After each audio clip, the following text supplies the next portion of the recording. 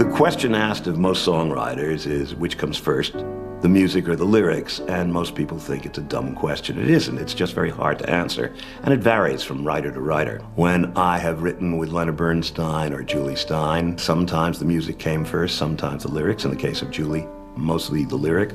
In the case of Lenny, mostly we wrote together. But when I write with myself, I do what Cole Porter did. I found by going through his papers at the Library of Congress that he would take his title line, like it was just one of those things, and he would write it out rhythmically. It was just one of those things. On music paper, but with no notes attached, only the rhythm. And from that, he would extrapolate the melody.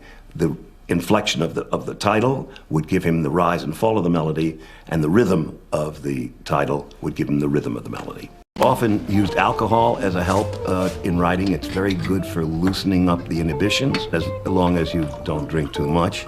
And in fact, the only thing I've ever written that's just on water was the score for a movie called Stavisky, and I realized it was because I didn't have to write lyrics. There are so few words in a lyric that each 3 or 4 words is the equivalent of a scene in a play or a chapter in a novel.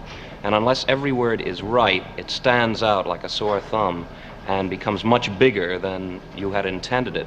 And it's very hard, because of the limitations of the language and the restrictions of what music does to words, to come out with a lyric that is consistently good from beginning to end.